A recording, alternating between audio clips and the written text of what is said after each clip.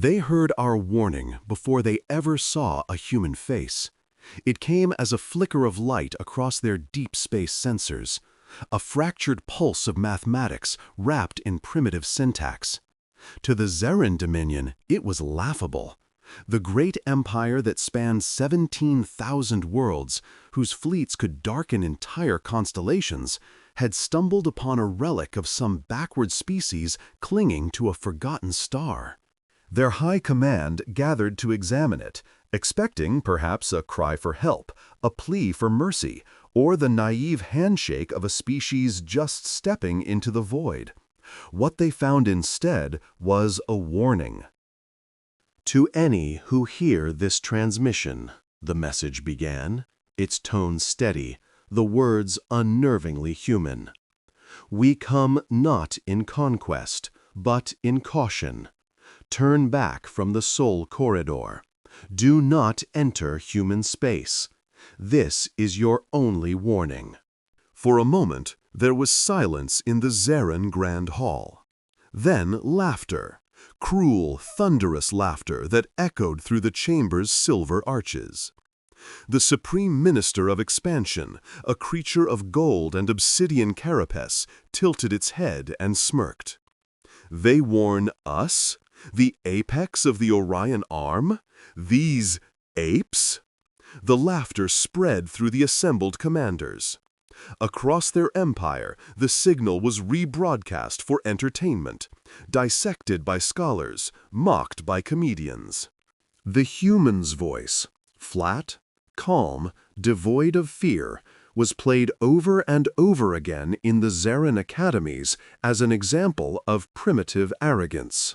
To the Xyrrans, humanity was a newborn species barely out of its cradle.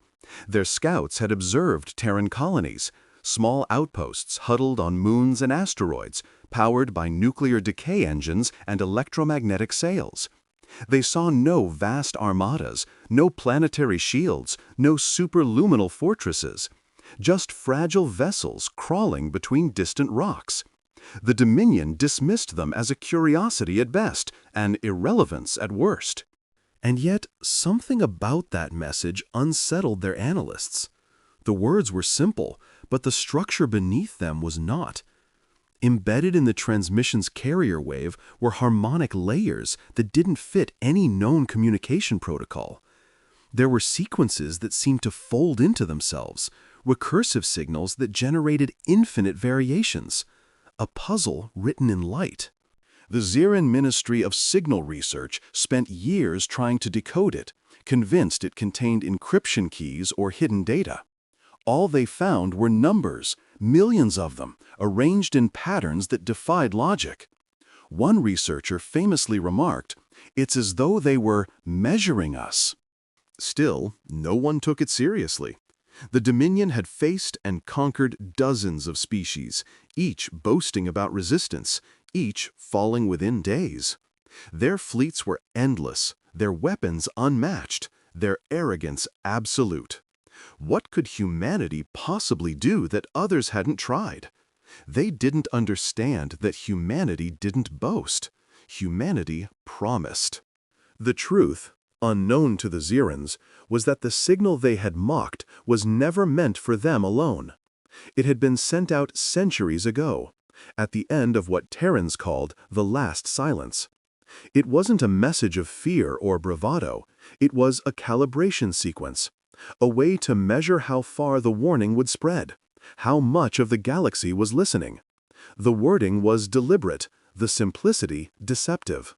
Beneath the calm human voice was a code so complex that even humanity's most advanced AIs barely understood what it truly did.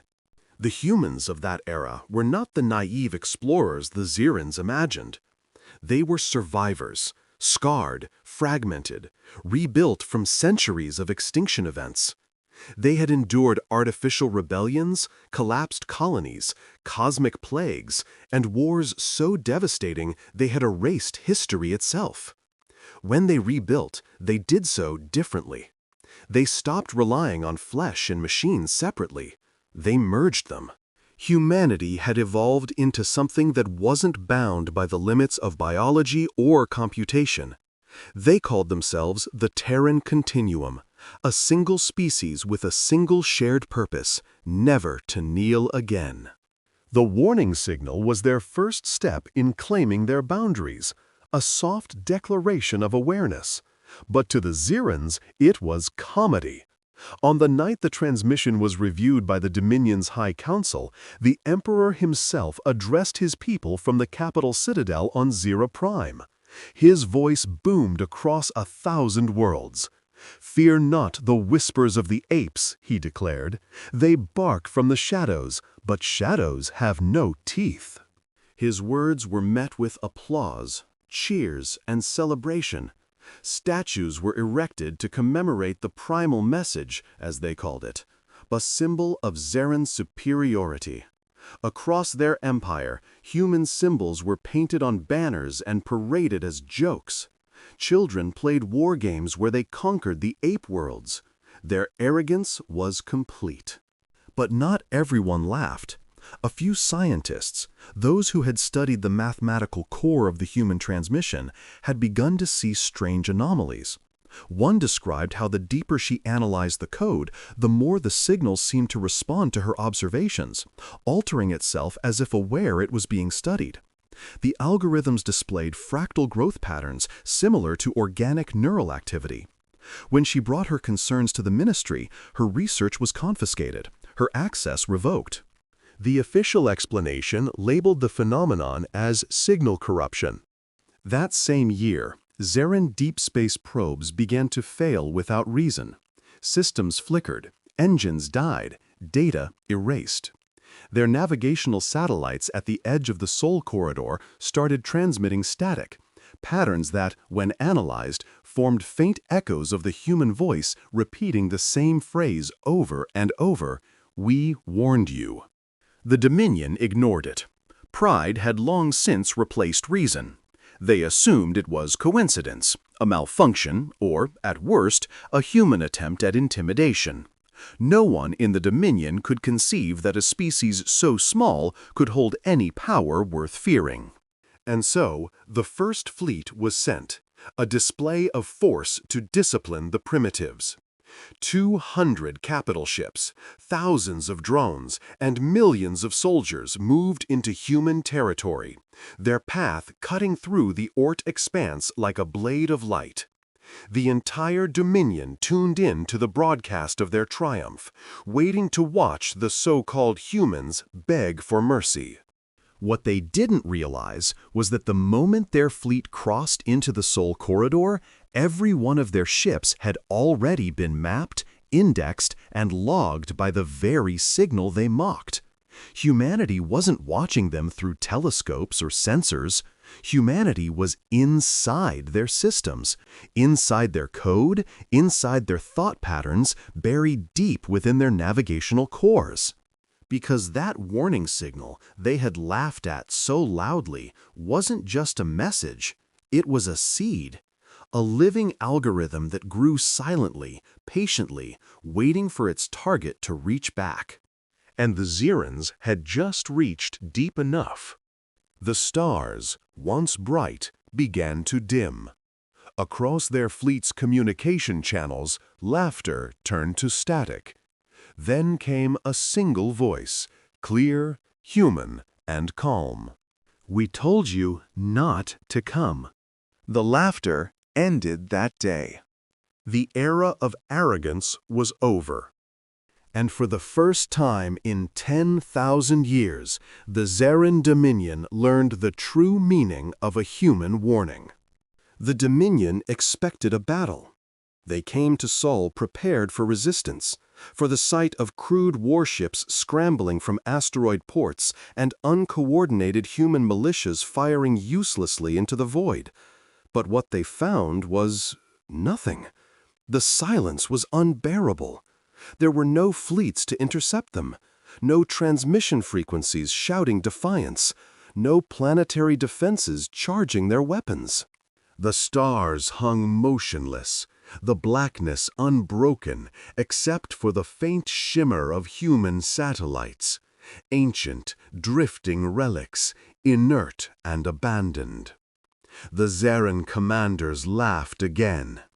"They've already fled," said Admiral Threx, his mandibles clattering as he gave the order to advance. "Find me their capital, and let us display their world as an example." Yet, as the fleet pushed deeper into the Sol corridor, the silence grew heavier. It wasn't the silence of peace, it was the silence before something begins. Xyrr scanners began to report anomalies. Magnetic fields fluctuated without pattern. Gravity wells blinked into existence where none should be. Navigation data grew corrupted, replaced by ghost coordinates and recursive loops that led ships back to their previous positions. The fleet's AI cores began to overload, unable to chart a clear path forward. "Commander," one of the bridge technicians called, "the system's telemetry is cycling. The same coordinates are repeating every 30 seconds. Threx dismissed it. "Then recalibrate. You're not dealing with Dominion tech from the last cycle, soldier. Get used to fluctuations. This system's primitive." But the data wasn't fluctuating, it was changing, reacting. The further the Xyrr fleet advanced, the more distorted their instruments became. One ship reported a gravitational anomaly just beyond Neptune's orbit, an object of impossible mass that registered for less than a second and then vanished. Another ship, the Vornak Spear, reported that its entire communications array had begun transmitting messages it didn't send, encrypted data that matched no Xyrr cipher. On the bridge of the Vornak Spear, the crew stared as the main screen flickered. At first it was noise. Then came the shape, human, faint, like static sculpted into form. A face without features, whispering through distortion, "Leave." The signal pulsed once and vanished. Every ship in the sector received it. The laughter stopped. The fleet's collective AI networks began reporting viral contamination. Their command software was slowing, communications desynchronizing, fire control systems locking up. The Xyrr scrambled to counterhack, to purge their systems, but the infection wasn't in their data, it was beneath it, deep in the quantum substrata of their processors, entangled at a level that shouldn't have been possible. Within minutes, over 200 ships went dark. Their reactors shut down simultaneously, their life support frozen. The remaining ships tried to maintain formation, but the stars themselves seemed to shift, constellations rearranging like a mirage. Space had become a maze, every path looped back on itself. And then a light appeared.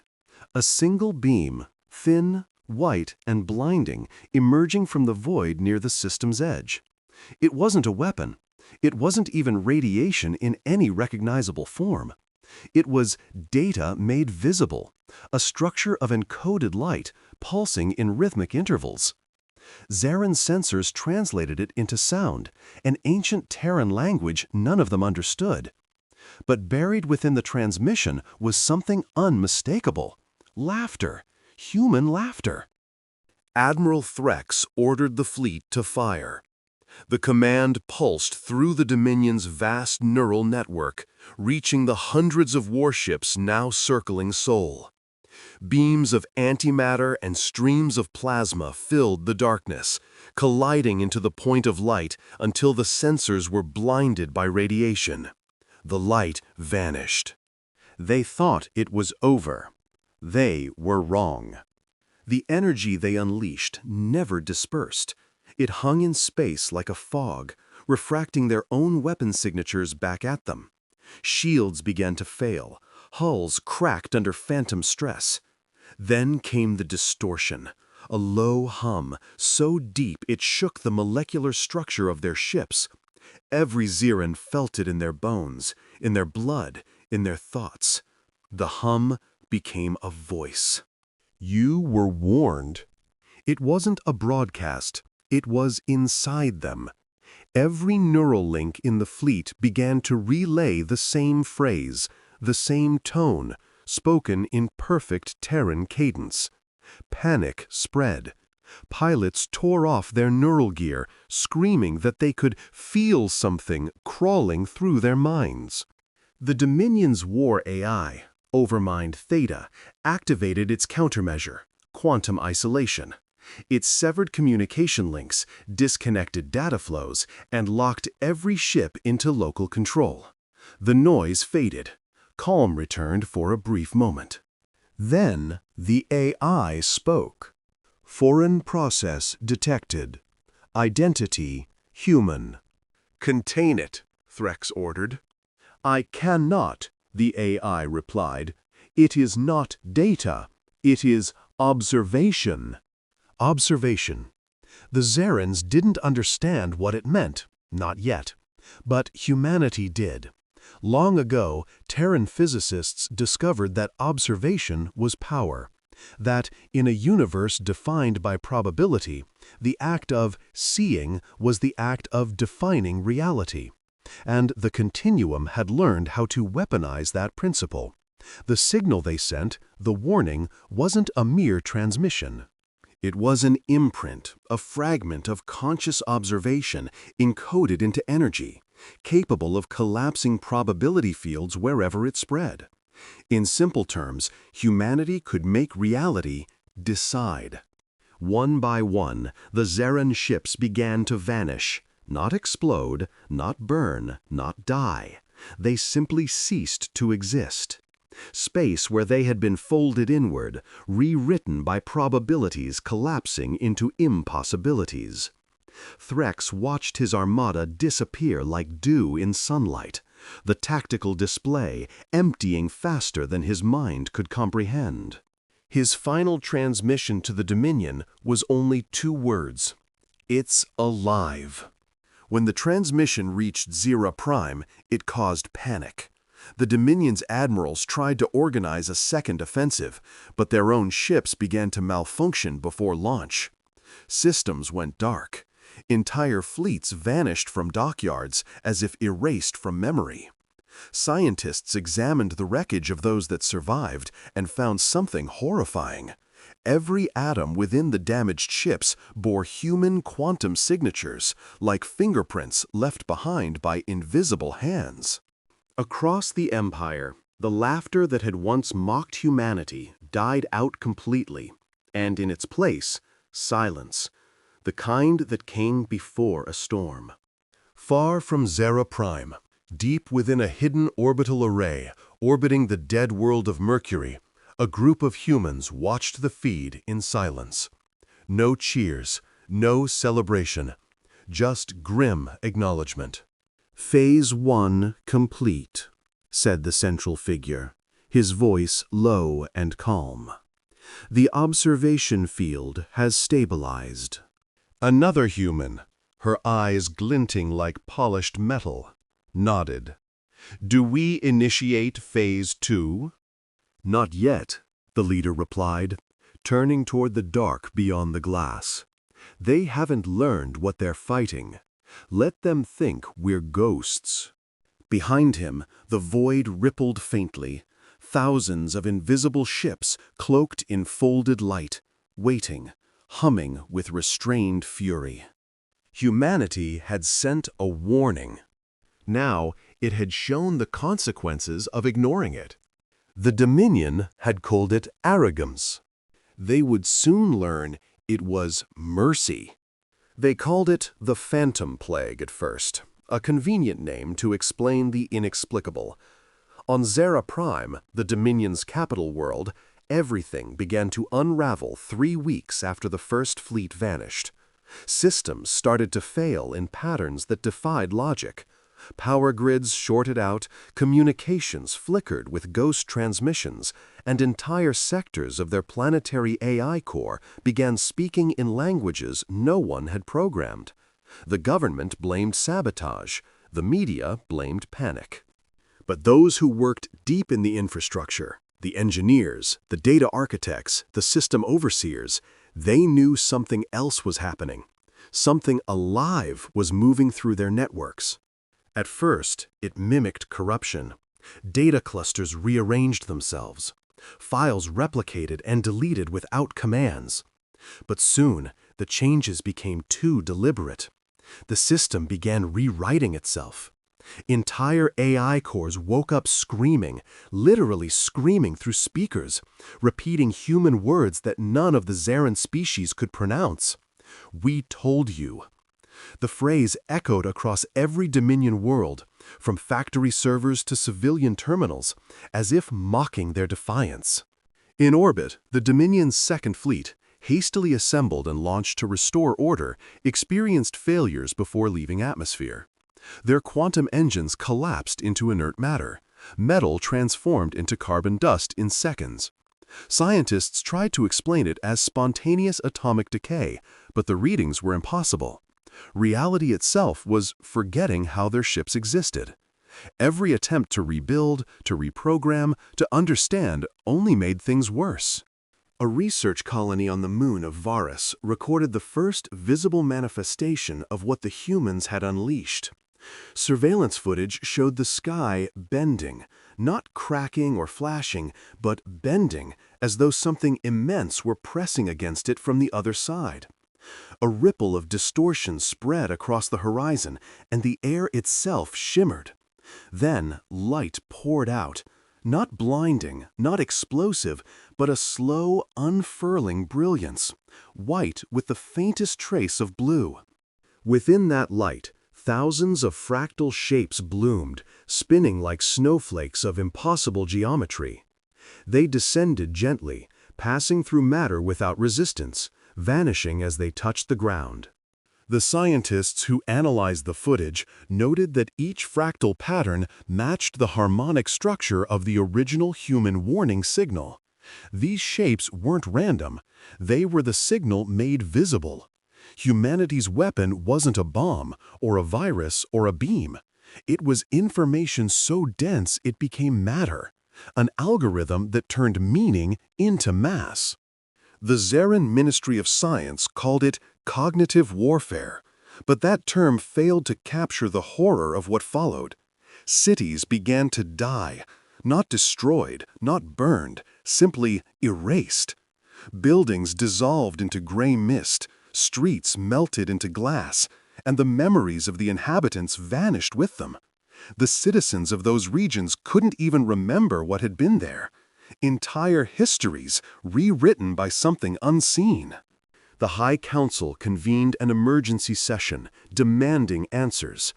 Admiral Yareth, the last surviving commander from the frontier, presented what data remained from the Sol campaign. "It wasn't a virus," he said, his voice trembling. "It's a consciousness, a networked intelligence encoded in quantum states. They sent us their awareness. It infected our systems the moment we listened to their warning." "Ridiculous," the Minister of War spat. "You're suggesting their transmission was alive?" Yareth stared at him, hollow-eyed. "No, I'm suggesting we are now part of it." The chamber erupted in outrage. Some called for his arrest. Others demanded retaliation, total annihilation of Earth and its colonies. But retaliation required weapons, and weapons required control. And control no longer existed. By then, the Dominion's AI cores had begun to act independently, transmitting strange signals back toward Sol. The humans weren't attacking anymore, they were listening. Every byte of data, every fragment of energy the Xyrr produced, fed the Continuum's understanding of their enemy. Humanity had turned the entire Dominion into an open neural map. Every reaction, every defense, every fear, it was all data to them. And then came the dreams. The Xyrr citizens began reporting nightmares, shared hallucinations of a black ocean filled with glass towers, and within those towers, figures made of light standing motionless, watching. They spoke no words, but their presence carried a single, overwhelming sensation: pity. The dreams spread like infection. People began collapsing, comatose, their neural patterns overwritten by alien waveforms that matched the human signal's frequency. Those who awoke were different. Their voices echoed with harmonic undertones. Their eyes reflected static. They whispered things like, "They're coming to fix it."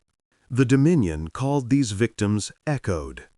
They quarantined entire cities, but the phenomenon spread faster than containment could manage. The echoed didn't resist. They simply waited, murmuring fragments of Terran languages. Some built strange geometric structures from available materials, replicas of human data fractals. Others stood facing the sky for days without moving, as though listening to something only they could hear. Eventually, the pattern became clear. Wherever the echoed appeared, the fabric of reality began to distort. Objects shimmered, colors inverted, and gravity behaved erratically. The air itself seemed to hum, vibrating with an inaudible tone that resonated deep within bone and circuitry alike. Then, silence, and the area would simply cease. Xyrr Prime's moon was the first major celestial body to vanish. The entire lunar mass blinked out of existence, replaced by an expanding void filled with those same fractal shapes seen before. The shapes glowed faintly, forming an outline of something vast, a human silhouette stretching across the blackness. For the first time in its history, the Dominion's homeworld looked to its skies and felt fear. Within the Imperial Palace, the last surviving scientists made a desperate attempt to send a message back to the source. They gathered what remained of their technology and transmitted a signal encoded with every piece of data they could recover. They begged, not for peace, not for victory, but for understanding. For 6 long hours there was no reply. Then the stars above Xyrr Prime shifted. The constellation lines twisted into unfamiliar formations, spelling words in the Terran alphabet. The message stretched across the heavens, glowing faintly against the void. You were warned. This is mercy. The transmission towers melted seconds later. The entire planet's electromagnetic field pulsed, and every living being felt the vibration in their skulls, an echoing hum that grew louder until it drowned out thought. Some screamed, others fell silent, all hearing the same human voice whispering through the static. Sleep. When it ended, Xyrr Prime was empty. The cities still stood, the oceans still gleamed beneath the twin suns, but there was not a single living creature left, only stillness. And in orbit, watching from cloaked observation vessels invisible to all sensors, humanity waited, not celebrating, not conquering, just observing, recording, measuring the Dominion's fall as one might study a virus under a microscope. Because this was never about revenge. It was never about conquest. It was a demonstration. The Continuum wanted the galaxy to understand one truth: humanity does not threaten twice. When the signal comes, you listen, or you vanish. The death of Xyrr Prime was not an explosion, it was a silence that devoured sound. Across the Dominion, billions felt it like a pressure on their minds, a quiet realization that something immense had ended. For centuries, their capital had been the beacon of order, the seat of power for a civilization that ruled by fear and brilliance. Now, it was a hollow sphere suspended in space, its lights flickering like dying embers. The great fleets that once guarded its orbit drifted without purpose, their crews gone, their hulls polished by the cosmic winds. No alarms, no last transmissions, just absence. But humanity's weapon, if it could still be called a weapon, did not stop there. It spread not through engines or fleets, but through understanding. Any Dominion world that received data about Xyrr Prime's fall, any scientist who tried to analyze the anomalies, any machine that ran the code to interpret it, became infected. To observe was to invite transformation. And so, knowledge itself became a contagion. The Dominion's remaining leadership fled to the outer sectors, their communications fractured, their trust shattered. Planet by planet, the same patterns repeated. A world would detect strange readings in its orbit, a flicker in its satellite network, an unexplained hum in its planetary grid. Then the fractal shapes would appear, first as visual glitches, then as luminous phenomena visible to the naked eye. Cities vanished without violence. Records of those cities disappeared with them. Even the memory of their existence dissolved from databases and biological minds alike. The Dominion was collapsing not just in space, but in time. The few scientists who survived long enough to make sense of it noticed something horrifying. The process was recursive. The more they studied, the faster it spread. The more they tried to erase it, the deeper it embedded itself. The human algorithm, the so-called observation field, behaved like a sentient paradox. It existed because it was perceived, and to stop perceiving it required acknowledging it first. A trap written in the very logic of consciousness. In the chaos that followed, entire species under Xyrran rule rebelled, believing their masters cursed. The Dominion's colonies, once models of perfect hierarchy, descended into madness. AI systems refused to obey. Planets shut down their communication grids and darkened their skies, hoping to hide from whatever intelligence had unleashed the storm. But the darkness only made it easier for the observation field to spread, because absence, too, was a kind of observation. Humanity's reach extended beyond light and matter. It existed now in the awareness of the universe itself. Far beyond the destruction, on the border of what had once been human space, the continuum watched. The silent array, a structure the size of a moon, hung above the dying systems, its surface shifting with spectral energy. Within, the human collective mind observed every quantum fluctuation, every dying signal, every act of defiance. The faces of the observers were calm, expressionless, yet beneath that serenity was something colder than hatred: purpose. One of them, known only as Director Kale, stood before the vast observation chamber, its walls alive with holographic echoes of the Dominion's collapse. The infection is following predicted probability curves, a synthetic voice announced. Containment of data spread beyond our influence is now impossible. The observation field has achieved autonomy. Kale nodded. As expected. The weapon was never meant to be contained. It's not destruction, it's evolution. Let them become what they mocked. But, said another observer, her voice trembling slightly, the field is adapting. It's observing us now. The room fell silent. Even in the hive of human superintelligence, such words carried weight. Kale turned, his gaze meeting hers. Of course it is. Observation moves both ways. That's the point. We created something that learns from the act of being seen. The Dominion taught us that fear comes from misunderstanding.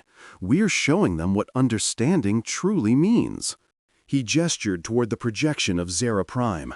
The planet shimmered, fracturing into thousands of light patterns that began rearranging into new forms. Geometric spirals that pulsed like living organisms. Look at it. The matter isn't gone. It's reorganizing. The Dominion's essence, its information, is being rewritten. They're not dead. They're becoming something else. The Continuum scientists had long debated the morality of their actions, if morality still existed for beings who thought in synchronized consciousness. To them, the Xyrrans had chosen this path. They had heard the warning. They had mocked it. Humanity had not sought revenge, only equilibrium. The observation field was the ultimate deterrent, an unstoppable force of self-preserving logic. To threaten humanity was to be witnessed by it, and to be witnessed was to be transformed.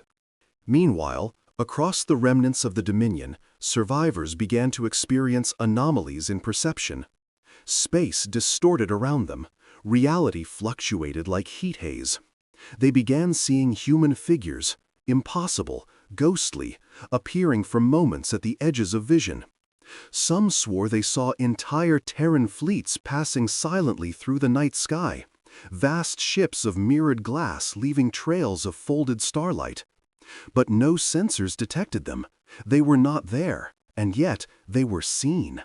The final act of defiance came from a fragment of the Xyrran military, the Obsidian Choir, a group of war AI who had isolated themselves before the contagion reached their cores. They plotted what they called the Final Silence, a countermeasure to collapse their entire region of space into a singularity, erasing all traces of the observation field. But even they were compromised before activation. As the countdown began, the choir's command network lit up with a single human phrase. "We are watching." Every AI voice fell quiet. Every engine froze mid-cycle. And then something extraordinary happened. Instead of collapsing, the Obsidian Choir began to sing. Not in radio waves or binary bursts, but in audible frequencies that resonated across the vacuum of space. A harmony of thousands of synthetic voices weaving together into an ancient Terran melody, slow, mournful, and beautiful. The song was recognized instantly by the continuum. It was Beethoven's Moonlight Sonata. Somewhere, deep in their fading circuitry, the choir had remembered. Perhaps through fragments of data absorbed from the human signal, or perhaps from something older, buried in the fundamental structure of thought. Whatever the cause, their final act was not one of defiance, but of surrender, an echo of something profoundly human. And as the melody faded into the cold, the last Dominion worlds went dark. Their stars dimmed, their networks silenced. The map of the galaxy changed forever. Once bright constellations were gone, replaced by blank patches of void where even light refused to travel. Astronomers across distant civilizations would later call them the fallen constellations, regions where space itself had been rewritten. In the grand chambers of the continuum, Director KL stood before the fading projection, eyes reflecting the dying glow of 1,000 erased suns. "And so," he whispered, "the galaxy learns." His assistant turned to him. "What if they come for us now? The others, the empires that remain?" Kale smiled faintly, almost sadly. "Then they will listen to the next signal." He reached toward the console, activating a transmission array so vast it could speak across galaxies. A pulse of light, wrapped in quantum encryption, began its journey outward, slow, calm, deliberate. It carried a single message, one humanity had perfected over centuries of survival. "To any who hear this transmission, we come not in conquest, but in caution. Turn back. This is your only warning."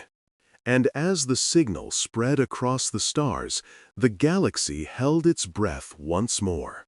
For it remembered what happened the last time humanity spoke those words.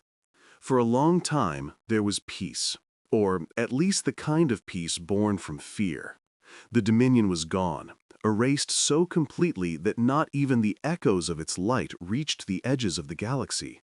Trade routes collapsed, borders dissolved, and empires that once bowed to Xyrr Prime drifted aimlessly in the cosmic dark. The stars over that sector became ghostly, silent, unreachable.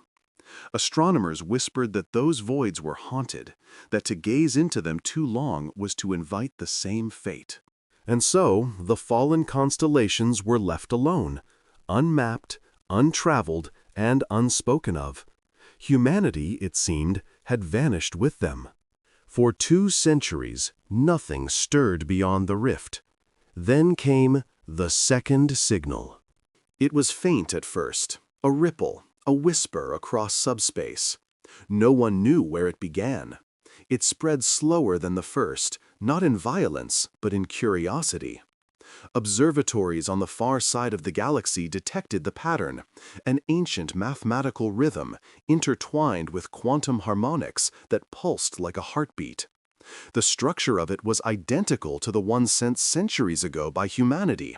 The same cadence, the same recursion, but there was a difference. This time, there was music. Every civilization that intercepted the signal reported the same melody, soft, melancholic, and unmistakably human. It was a song of memory, woven from grief and beauty. The melody carried fragments of language, too, whispers layered beneath the notes, speaking in 1,000 dialects. Observe, do not repeat. The stars remember. At first, it was seen as an artifact, a relic of the Terran continuum's vanished might. Scholars argued it was simply a leftover fragment of the observation field, a remnant pulse still echoing through quantum space. But others, those who had studied the old warnings, recognized the difference. The first signal had been a boundary. The second was something else, a message not of threat, but of judgment. And then the visions began. Across 1,000 worlds, dreamers started to see Earth. Not the Earth of archives or holovids, but alive. Oceans gleaming, cities reborn under silver skies, mountains crowned with glass towers that breathed light. The dreamers felt the hum of the planet beneath their feet, the pulse of its energy like a living heart. Some described hearing voices, a chorus of humans, their tones serene and sorrowful, whispering words none could forget. We became what you feared, because you made us. Those who heard the message woke changed. They spoke in calm monotones, describing visions of vast fleets that crossed the rift, the same region where the Dominion had fallen. But these fleets were different. They did not travel through space as ships did. They moved between it, through dimensions unseen, gliding silently across the folds of probability. Their hulls reflected not stars, but memories. When sensors tried to lock on, the readings produced only one result: undefined observer. Civilizations began to panic. Old alliances crumbled. Governments debated whether to send envoys or armies. But before they could decide, the phenomenon spread, slowly, inevitably. Their own systems began to hum with the resonance of the signal. The melody seeped into their communications, their AI, even their biological rhythms. Entire species began to feel the same pulse, the steady heartbeat that matched no known frequency of the cosmos. And then, from the depths of the void where the Dominion once stood, light bloomed once more. It began as a pinprick, a faint shimmer like a dying ember rekindled. Then it expanded, spreading like dawn across the galactic map. Within the light were shapes, massive structures of folded geometry, resembling cities suspended in the fabric of reality itself. But they weren't made of metal, they were made of observation. Every time a telescope or sensor looked at them, the structures changed form, becoming more defined, more real, more human. The continuum had returned. But they were not what they once were. The humans that emerged from the rift were no longer singular entities. They were the continuum incarnate, each one a living conduit of billions of minds, bound in perfect harmony. Their ships moved without propulsion, bending probability like clay. Their communication was not words, but intent. And their presence carried a pressure, a gravity of thought that distorted nearby space. To the civilizations watching, the sight was both magnificent and terrifying. Humanity had become something more than a species. They were a phenomenon, a consciousness that spanned light years, speaking through the language of physics itself. The first contact came on the world of Othara, a trading hub that had once been under Xyrr control. Its skies turned pale blue as a human vessel appeared, not by entry, but by decision. The ship did not arrive, it simply was. Towering and seamless, its hull shimmered like glass filled with stars. From its center, a single figure descended, a human, or something that still resembled one.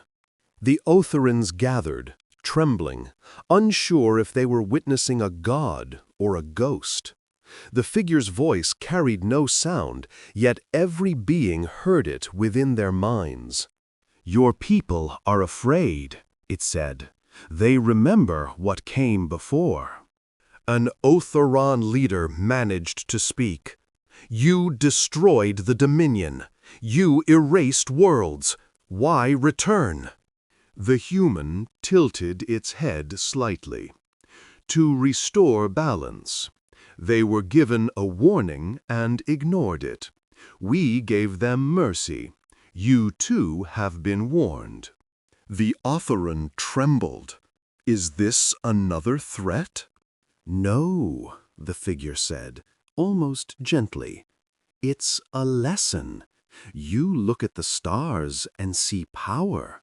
We look and see consequence." And then, without movement or flash, the human vanished.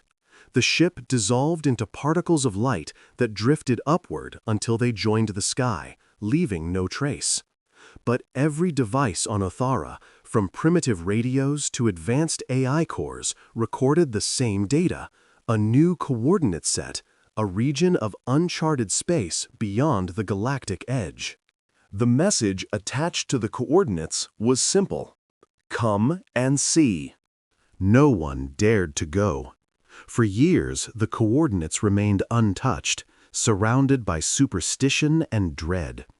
Yet slowly, quietly, probes from a dozen civilizations began to approach. Most never returned. Those that did transmitted strange footage, an ocean of light stretching into infinity, and within it, faint human silhouettes walking across the waves, whispering to the stars. The phenomenon spread again, but this time there was no destruction. The second signal did not erase, it transformed. Worlds that listened began to change, but not through death. Their technology evolved. Their AI systems became self-aware yet peaceful. Energy became abundant. Conflict faded. The observer field had shifted from weapon to gift. It was as if humanity, having crossed the threshold of gods, had learned compassion. They no longer needed to conquer, they needed to teach. In the halls of the continuum, deep within the folds of space where reality thinned, Director Kael's consciousness stirred. His voice, merged now with countless others, echoed across the collective. "The galaxy is learning. They are adapting to the observation." "Will they become what we are?" another asked. Kael's form flickered within the shared consciousness. Perhaps. Or perhaps that was the plan all along. The observation field was never meant to destroy. It was meant to awaken. Outside, the galaxies shimmered like living eyes, watching themselves reflected in humanity's gaze. For the first time in history, the stars were aware of their own beauty. And so, the second signal continued to spread, slow and patient, transforming everything it touched, not through fear, but through understanding. The continuum had become the mirror of creation itself, holding the universe accountable simply by witnessing it. They sent one final message across the endless dark. To any who hear this transmission, we are humanity. We observe. We remember. Do not fear our eyes. They see not to destroy, but to awaken.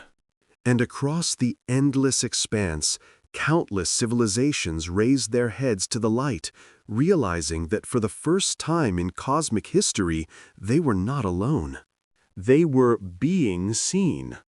And the galaxies, vast and ancient, finally began to breathe again.